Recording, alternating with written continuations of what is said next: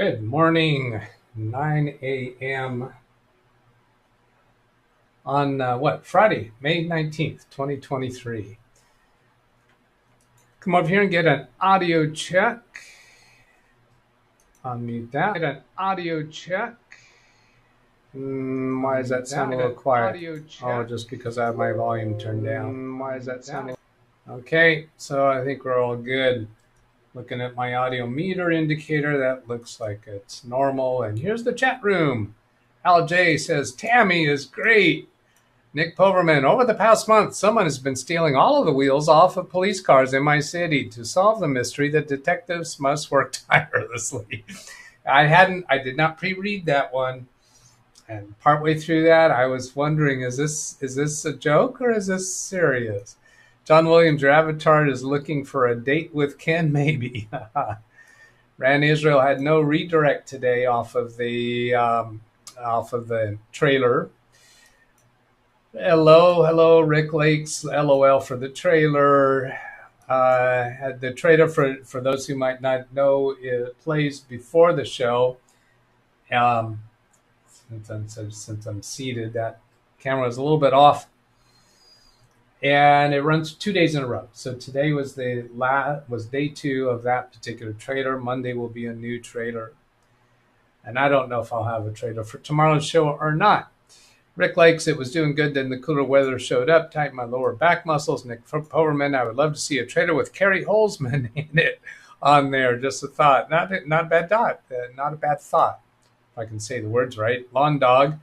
It's giving us a temperature report, another temperature report from Jeff. Missed the trailer. Was it Tammy? Yes, it was the same trailer from yesterday.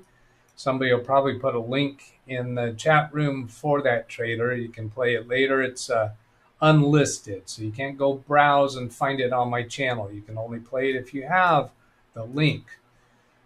Bobby Warren, Jeff says audio 5x5. Lawn Dog, yeah. Jeff Ryman, what they say on the news for our temperatures, and even what my digital assessment reports, generally not exactly what it's at my house. Check it all the time. Hotter, yada. Jeff's relying on a sensor in his truck, and all caught up there. Okay, so let's go see what do I have lined up for today. I need to punch over here and bring up an email that came from Aiden Standing. When I show the email, you're not going to, well, you see his name out down at the bottom, but I'm concealing his email address. It says, wanted to make sure you're aware of this. I was aware of this, but we'll go talk about it some more because I have some other thoughts about it. This has to do with Microsoft changing the way Windows Boot Manager works. Says the reason why I bring this to your attention is in about 1 year's time, or maybe sooner, Microsoft will push a revocation which will prevent unpatched boot media and operating systems from starting. I believe this will also mean that any Macrium Reflect backups made before that date, Microsoft released the patch, will not be able to start up if restored on systems that have secure boot enabled once the revocation is pushed to all devices. Well, it occurs to me that it might be even more severe than that, in the sense that it's quite possible that the computers I have out there that are using an older edition of Macrium Reflect, the free edition, and are not checking for updates, it's possible that the backups that will continue to be made from those may not be restorable. And I may not be able to restore remotely from those. So it's quite possible, and I'll be watching for this when the date gets closer. It may be quite possible that all of those installations out there with an older version of Macrium Reflect may be totally broken and worthless. I'll have to find out at that time. Whatever people say it's going to be, I don't trust that until the date actually comes around, and what Microsoft is saying about it now, I don't trust that till the date comes around. We actually see the proof in the pudding. And this link that is given, I have it up here somewhere on one of these tabs. I think this one right here, how to manage the Windows Boot Manager revocations for secure boot changes associated with that CVE number. I have not read through this. It's too far off in the future for me to worry about it now. I'm not going to spend any time with that because any conclusions I come up with now, there's no implementation for that until a year down the road or whenever that happens. It may wind up being the case that any computers that I want protected about out there among my clients that I will need to buy the paid version. And some of those computers will just do that. They'll just be the part of required maintenance for those computers. And that, for any computer that I don't have Macrium Reflect out there, what that means is if that computer develops a problem with the Windows operating system, I'll just have to do a wipe and reload. Hey, that's doable. It just means longer downtime before the client is back up and running. Well, the cost of Macrium Reflect, $35, $40, whatever it is, and I can buy some, and there's some bulk discounts. That really is a very reasonable price to pay to save the amount that it costs in my time to do a wipe and reload. But it's not very often that I have to do a wipe and reload or a restore for a client's computer. So which computers does it justify doing that? One of the answers for that is to determine how complicated is it to do a wipe and reload on any particular computer. Some of my clients' computers, all they do is web browsing, basic Microsoft Office with Outlook and Word, and it's just not very hard at all to do a wipe and reload. Some of my clients' computers out there have a lot of additional software installed. So it's more costly for me to do a full wipe and reload, and it puts a kink in my day when that happens unexpectedly. Somebody calls me up, my computer won't start up. Then am I able to restore from Macrium Reflect? I can get them up and running real quick.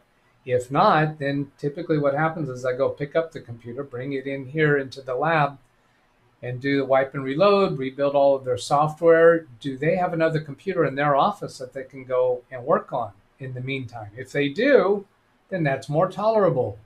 If they don't, if all the computers in the office are in use, then that gives higher priority to have regular image backups on that computer. So those are the evaluations I'll have to be going through when that time comes. Come over here and check in on chat. There's my last highlight.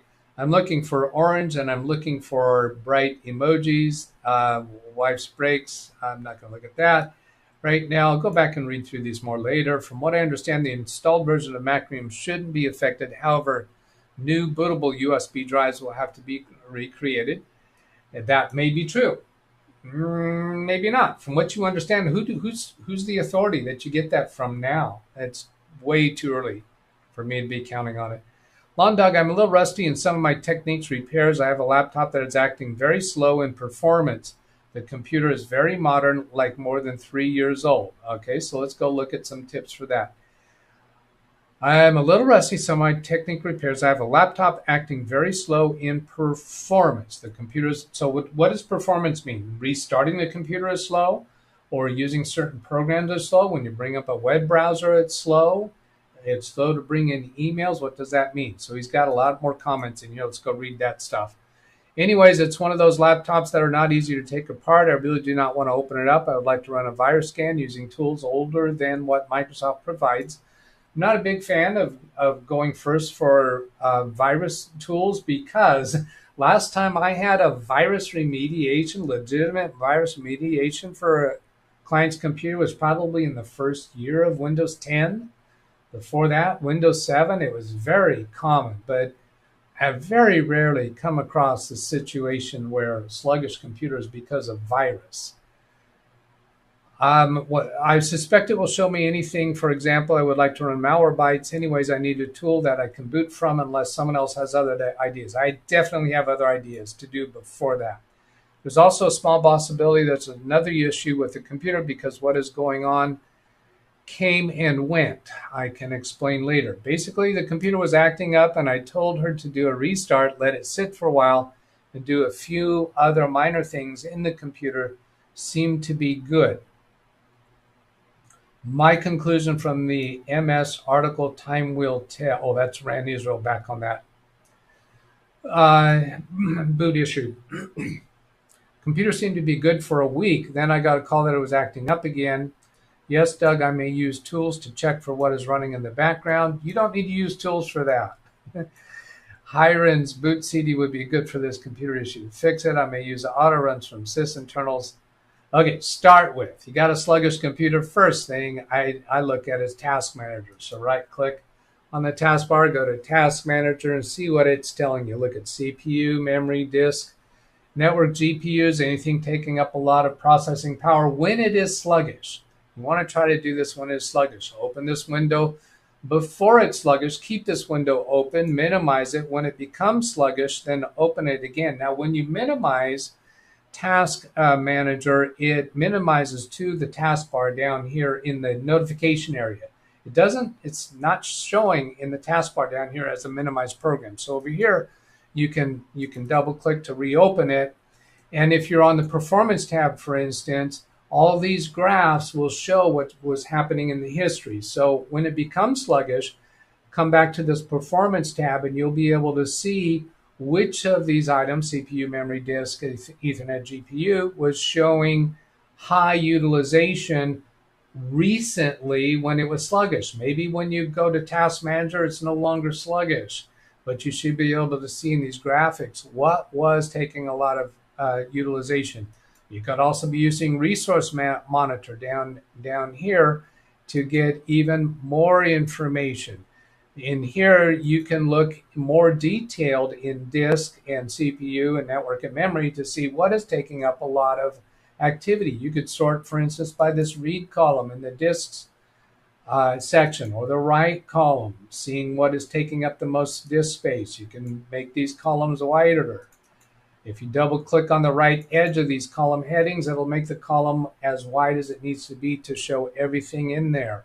You can change these the sizes here to see what's going on. So there's a lot of things you can look at to see what is going on before going to any utility program. Then another thing to do is once you decide what is taking a lot of space, of course, or a lot of processor utilization or whatever, if it's something that launches automatically in startup, you can go to the Startup tab and deactivate or disable that item. Restart the computer, see if it runs better for a longer period of time. I always find my solutions for a sluggish computer can be revealed in these areas, and never do I go to a antivirus or malwarebytes or something like that. I wouldn't do that unless I have a specific reason to suspect that there is a virus. In that case, you should have had a pop-up message, either from either from Windows Defender or from the third-party antivirus software product that you're using. If you don't have any notifications there, I wouldn't go doing full scans with any of those tools. This computer's modern, does not have a CD player. I'm not really up on using Hiring's tools, but just give me some ideas for your approach would be fine. So I think I've been doing that. Let's see, 910 is the last one that I am skipping over. Well, actually, Doug, she's reporting the computer is so bogged down that it's useless. Now, actually, my last two instances of that is I go look at Crystal Disk Mark and Crystal Disk Info and Crystal Disk Mark, and found that there was drive problems there. And in one case, not Crystal Disk Info was showing that it's healthy, but when you go look at the details, look for the reallocated sectors and all the bad things that can be showing in there. Because I have seen Crystal Disk Info showing a disk to be healthy and good and normal temperature, but still the disk needs to be replaced.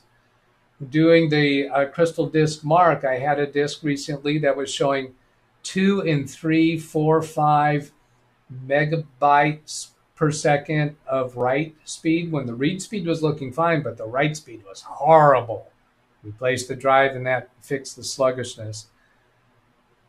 Bogged down, that's useless, but please continue. I like hearing because you're giving me ideas. I would do most of the things that you have already suggested. Continuing with focusing on Lawn Dog's comments. Well, oh, he's replying to Nick. I don't have the computer in my hands yet. I suspect there's some kind of adware or something, nature of what happens with this customer in the past.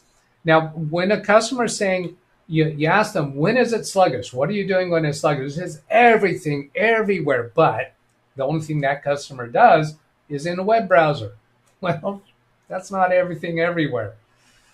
So maybe getting the customer to take pictures or do a short video off of a cell phone of sluggishness so you see when and where, because they don't understand how to tell you what is sluggish. But then when you see it on a short video they make or a photo, you might find that when they send an email, it takes a long time for it to send. Well, why didn't you tell me that?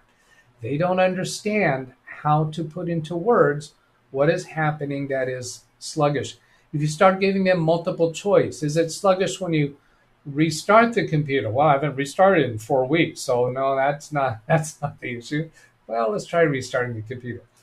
How about when you're launching the web browser? Does it take a long time when it comes to, oh, no, it's not that. How about when you click to start a new tab? Oh, no, it's not that. How about start giving them some multiple choice questions and try to nail down what they're doing when they feel the sluggishness.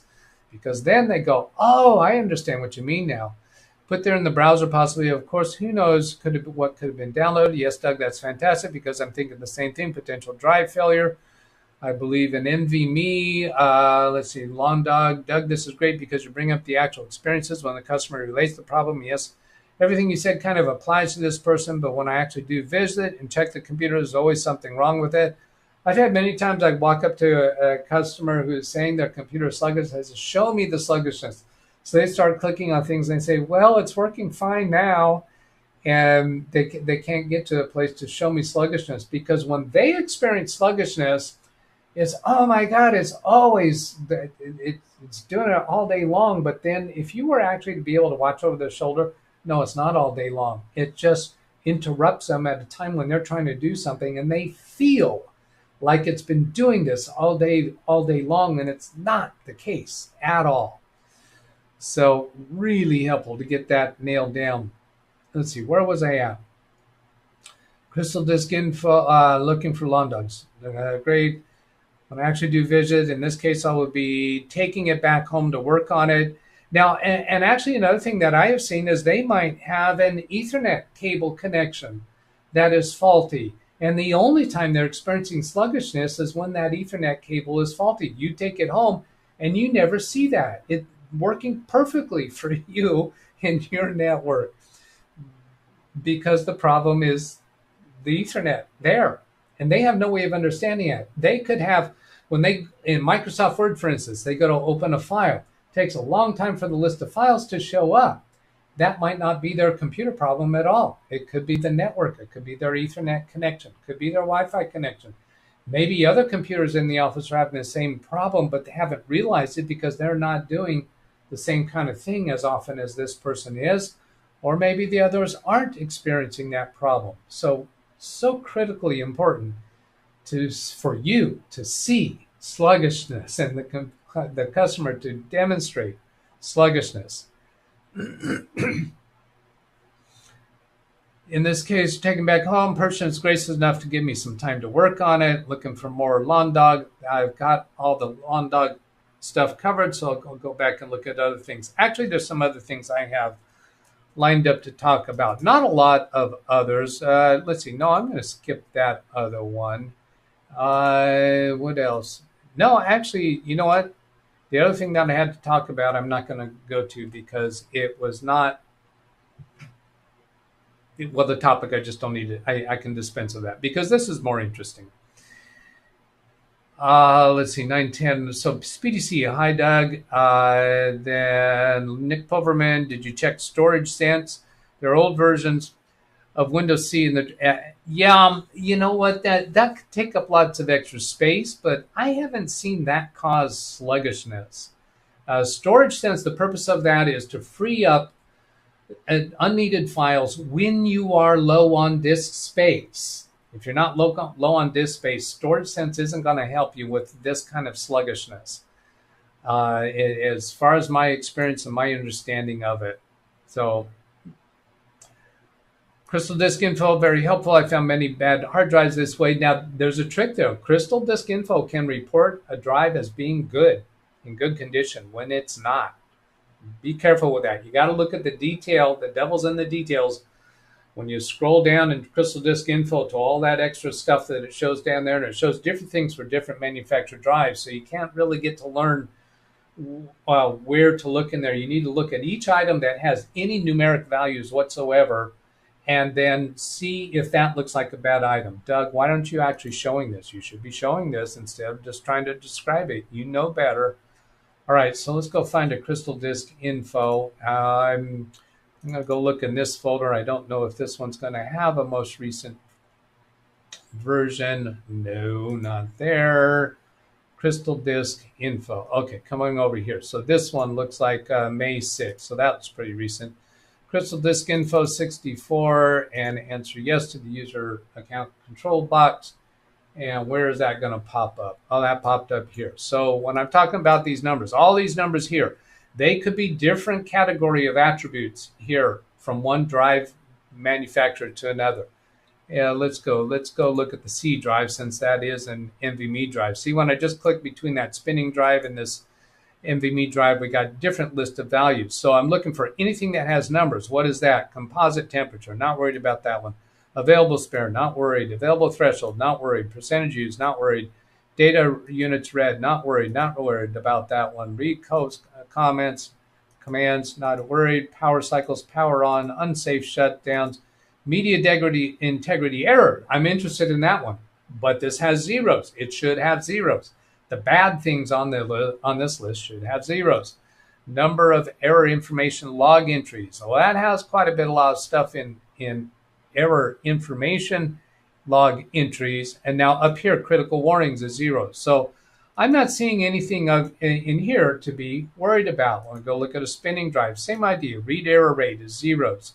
Spin up time, not worried about that, not worried about that one. Reallocate sectors. So all the ones that are bad marks should read zeros. If you got numeric values there, then you want to consider whether that might be an issue or not.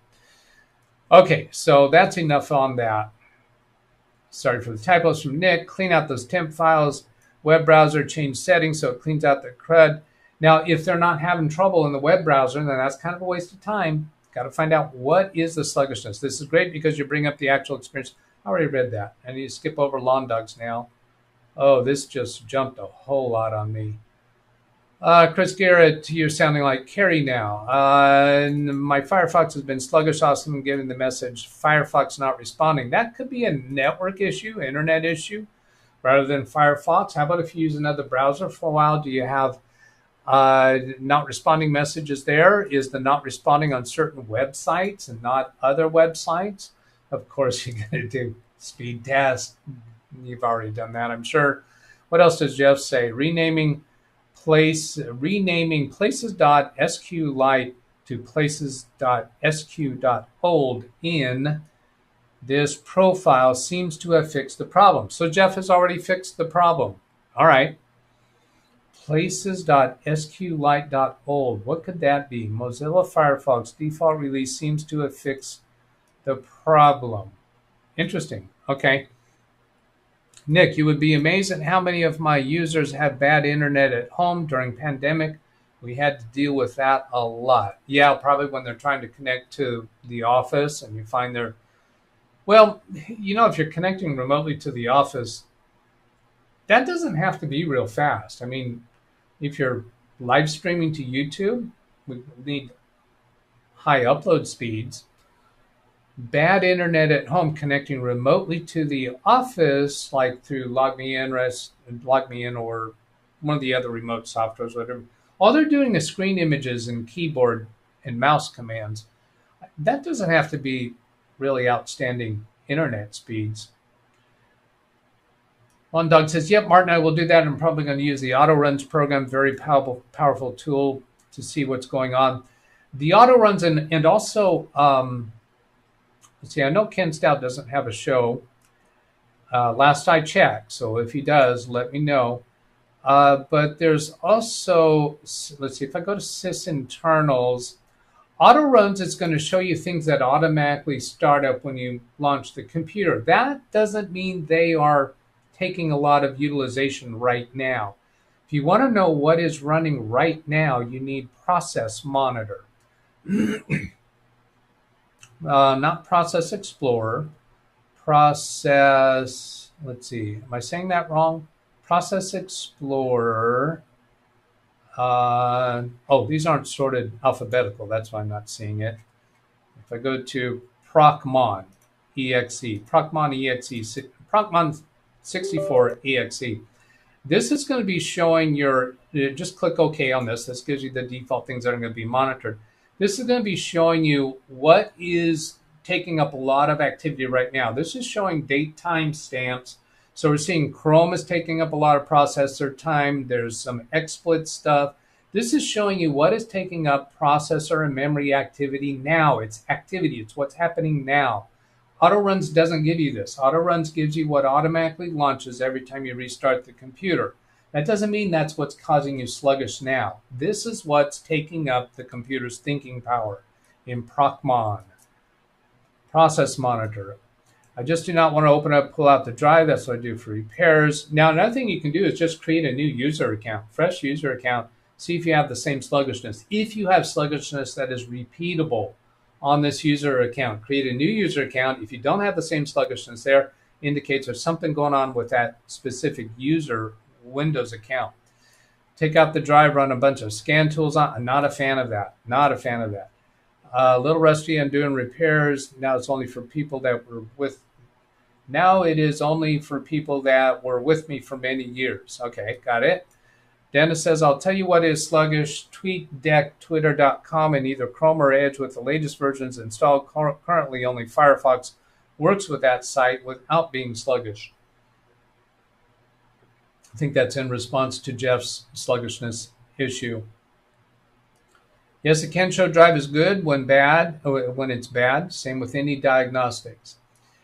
Given the recent lessons we learned about failing drives, Samsung and Western Digital have their own tools, but what if we were dealing with a machine with a generic drive? The generic tools, the Crystal Dismart, they work on Samsung and Western Digital drives. You don't have to use the manufacturer's tools. Does anybody know of that tool that will check NVMe drives? Of the tool that will check NVMe, well, Crystal Dismart, Disk Info, checks NVMe drives.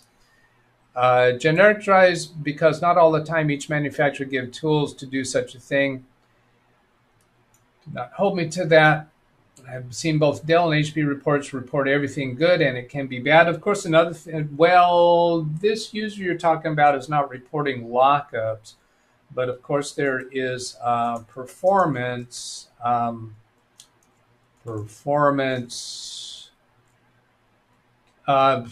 reliability report. Reliability, view reliability history. You'll get this report there. And that's a very, very high level report to bring you attention to anything that has been detected there. But for sluggishness, I don't know that you'll see that detected there. Maybe I will change the pickup time because I think tomorrow, meaning Saturday, you usually start about 11 o'clock. If I pick the computer, maybe I can make it back for your live broadcast. Hey, I'd love to work with you on that computer during the live broadcast tomorrow. I don't think I have any other obligations that are going to occupy that time slot. Maybe we can tinker with it on Monday, and we can even work on it remotely during Windows Daily shows. We can do remote connections and Zoom during Windows Daily shows. They were using our billing software that is online, not to the office. It needs at least 25 megabits per second. We had some people less than 5 megabits per second. That would be download speed, I think you're talking about there. I get it. Yeah, 5 megabytes. That's pretty low. Ken Stout, oh, he does. It's all about Tammy. Does that mean Ken Stout has a show? I'm not sure if that's what he means. He does, because that's not a very complete sentence, not a very complete thought. So I'll just go in here and check to see if Ken Stout has a show, because he's not very diligent about getting that scheduled early enough. Oh, today's Friday. Oh, I'm sorry. Today's Friday. I do a redirect to Carrie's show. So for Ken's, he does have a show. But I'm going to do the redirect to Carrie's show, and we'll do a link in chat to Ken's show. So now if I go to YouTube Tools, Windows Daily, Ken Stout Live, here's a link for Ken's show. Then I'll come in here. Let's see, what does he call that? Daily Debacle. So we'll put into chat Ken's show. Click this link. Okay, so there's that. Where was I at up here? Oh, it's time for me to send you off to let you go to Ken's show, because I'm sure he was doing that at 9:30, or no, he says 9:45. All right, so I'll go a little overtime. I don't know if he just rescheduled that to 9:45. Where was I at? I know I'm scrolling around like crazy here because I can't keep track of my place. There's talking about the scheduled time. They were using billing software. Tammy, clearing up the temp files. Which remote software does your client use to log in from home to office? Do we have any using VPN? Yes, on both accounts. The remote software is typically log me in. Now, I know some people don't like it. Get over it. It works. It functions.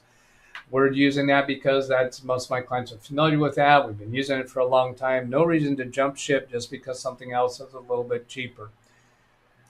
VPN, yes, I have one client using VPN routers, so they use remote desktop, Microsoft's remote desktop, to connect to their office computer through the secure VPN. And then, let's see, that's mostly one client in financial services. Most of the others use Log Me In. Yeah, I don't think of any others. One of the client that I fired, that CPA's office, they're probably still using a free, something desk, or maybe any desk, or one of those others that are intended to be free only for personal use. They're totally part of the reason why I fired them for doing that in a CPA's office. No. Use a VPN firewall to get remote in the office like we do. I was addressing anyone who uses TweetDeck. I understood that, Dennis. I guess when I talk about generic drive testing tool, I'm talking about something that I will scan for bad sectors. That is what I wound up doing on my Samsung 980 Pro. Scanning for bad sectors. Yeah, I'm not using any tool for that because Windows is supposed to be pretty good at that, I thought. I haven't felt a need to go scanning for bad sectors. Of course, what I want to be using for that is Steve Gibson's tool. And I haven't completed that alpha testing mode yet to get that, so that I can demonstrate that. Use Samsung testing tools. Does Samsung? I wasn't aware that Samsung testing tool scans for bad sectors. Samsung Striver Magician, whatever it's called, and I guess maybe it does that, and I just don't have a need to go spending time doing that. Reported problem with Windows 11 and VPNs from, I think that's Jim Cassandros. Asking him to share the link. Ken show this link. We'll see what develops on this repair. I feel very comfortable knowing I have potential backup technician. I love that you think of me that way. Who is Ken? Jim, I have no link. Try Google for that. Reported problem with Windows. I'm not going to go into that now. If you put in if somebody finds a link, I'll go look at it later. Watching the time, still got a few minutes before Ken's show. I found one back in January that was fixed with an update. Yeah, so if it's been fixed with an update, do I care about reading up about it? Doug, if you remember when we were working on my 980 Pro Windows disk check, found no problem. Does that mean you did find a problem with another utility? Right, disk check scans for problems, doesn't it? Gary's here. Hello, Gary. There are no bad physical sectors on an NVMe drive. Good point there. NVMe drives they don't have physical sectors. they are constant. NVMe drives are constantly moving data around from one place to another. They automatically will detect if there's any place on the drive that is not working well, which does happen, but they automatically do that themselves. There's no, I think Gary's on point here. I don't believe there's any utility to be doing that because NVMe drives do that themselves. Yeah, isn't that true? I could be. Please correct me if I'm wrong about that. Nick to Long Dog could be bad install of operating system causing issue or bad driver issue. Check device managers. And Gary says it is memory through firmware. Long Dog to Gary, I think you're probably right. Being very accurate in terminology, maybe it's sectors, whatever. But even the bad parts on NVMe drives, which does happen, they automatically catch that because what do they call it? What is it called on NVMe drives where they automatically do this thing in the background that finds the bad areas and fixes them. Here is a current one. Let's see, that's a spam call. I won't call them back. Tech Radar's got something here for what? Windows 11 caused update problems to VPN users. Yeah, so only now my one VPN user is using Windows 10. So not a concern. I'm not going to spend much time on that article. Here is Windows 11 causing a lot of issues, how to fix it. We use VPN, have not seen any issues. Martin Hogg, assume Windows fully updated. I guess he's referring to Londog's customer issue. Londog, I still have the drive, and you're absolutely correct in what we taught about the drive's firmware or software detecting bad blocks, then moving the data, bad pieces. Blocks is probably not the right word. Crossing them out, it did not trim. That's the word. Thank you, Gary. That's the word I was looking for, trim. Londog, there are 18 bad blocks reported by Samsung's Magician software when you run a drive check on it. So are you saying on an NVMe drive, it's reporting, it's using the word blocks as bad? I still have the drive because I'm doing my darndest to make sure I have overwritten the data before I turn on and make sure there's nothing else to be easily retrieved. Now, when I get that alpha testing mode for Steve Gibson's software, yeah, I'd love to run it on your drive. I should be able to connect remotely to your computer, install that software, or run that software. Well, you have to restart in a DOS mode to do that. So, yeah, I'd like to be able to figure out a way to do that. I have to go in a Zoom meeting, taking care of everyone. Goodbye. Trim did not work in this instance, regardless of how I explained things. Trim did not do what we are all led to understand its function. So it didn't solve your problem. I'm suspecting that trim did what it's supposed to do, but maybe didn't fix the problem you were expecting it to. Trim is deleting in the background. I think you're referring to wear leveling. Yeah, wear leveling perhaps is different than trim. I'm not sure. I have read up about it. I haven't studied it in the sense that I could turn around and teach it. By the way, on this week's Security Now, Steve Gibson explains another delay in SpinRite. I think he has corrected what he wanted to do, but you have to watch the show to get the explanation of what he wanted to change.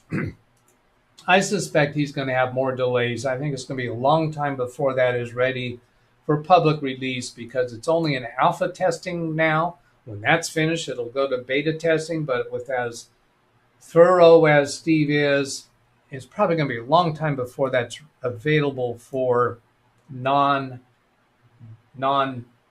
testers, and then non-beta testers. Let's see, 6:39. So we're still waiting around for, I bet Ken would have started the show even earlier. He probably delayed his start time just because he thought I was going to go over time because I only looked at that at 9:30. Or maybe he's not ready to start his show.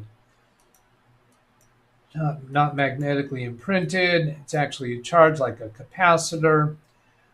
When you read the detail about how NVMe drives work and how SSD works, on the very, very atomic level, it is an analog device. being used in a digital fashion, because when you get down to the, I'm going to call them atoms, I don't know if that's the right word, the very, very tiny level, they illustrate that there are these containers. They're like these containers that have atoms in there, and they're most of them charged in a positive fashion or to a certain level is going to mean that that whole container counts as a digital 1. If it's below a certain level, it's going to count as a digital 0. Well, if some of those atoms are not maintaining their charge properly, then that container of these atoms, I'm using the wrong words, I know it, comically so. If they're not holding their charges right, then that container is crossed off the list as not worthy of storing data. No, it's not transistors. Transistors are much, much higher level than the, I'm saying atomic level. That's totally not the right word. Danielle Emberly, I had a bad block on an NVMe drive, so apparently it's called blocks. Backup software detected it. Macro Reflect and Synology Active Backup for Business detected the bad section. Here we're calling it a block. Maybe you went to bed and just woke up. 9:41. I still got 4 minutes to kill. How are we doing? I shouldn't scroll up a little and scroll down a little bit. I should go like one page at a time. Okay, so let's find out this. I know when I scroll up and down, it flutters and jumps, and I'm looking at my screen my monitoring screen to see what that looks like. If I go up one screen worth at a time by clicking in this scroll bar on the right-hand side, it'll go up one screen worth, and I bet that is oh boy, that gives a real unpleasant flicker. I'll go up another screen worth and see what that looks like. I don't know. Is it better for me to move one screen worth at a time? Give me a 2 in chat if I should go one screen worth at a time. Or give me a 1 in chat. I should hold 2 fingers if I'm saying give me a 2, shouldn't I? Give me a 2 in chat if you think I should scroll in chat by going one page at a time like that. Or a 1 in chat if I should do it this way with my scroll wheel. And I'm going to wait to see that show up. My scroll wheel is a 1 in chat. If you think that's a better way for me to move around in the chat room. Okay, so I did some demonstrations there. Now I'm going to go down to the bottom and see. We're saying 1 is the scroll wheel from LJ and Selden Ball. Speedy C says 2. Ran Israel says 2 doesn't flicker, but 1 is easier to follow. Yeah, I think if I do the scroll, you can realize better what I have done. If I go one page at a time by clicking in the scroll bar, you're not sure what I've done. Have I gone up or have I gone down? You'd have to be watching my mouse to know that. If you're just watching the screen, you can tell when I'm scrolling down and when I'm scrolling up. But when I click in the scroll bar to go one page up or one page down, you're not going to know which direction I went unless you're paying attention to where my mouse is in relation to the scroll bar, or if you're paying attention to the timestamps. So I'm thinking scrolling is probably better. Gary says, I know that you are way above us in your experience and knowledge. I absolutely enjoy everything I can learn from you, and I agree with that. I concur. I am very familiar in general with these concepts. Gary, there's something kind of going on with me medically. I got some bad blood tests. I'm not going to read the rest of that. The chart, off the chart. Best wishes for you to get that fixed. All right, let's go send you off to Skin Touts show. Skin Touts show. Skin Touts show. Something seems wrong with the way I'm pronouncing his name. I don't know. Somehow that's Just doesn't feel right. Okay, so here is going to be an abrupt ending in 3, 2, 1, 0, click. Oops, no, here. Try that again. 3, 2, 1, 0, click.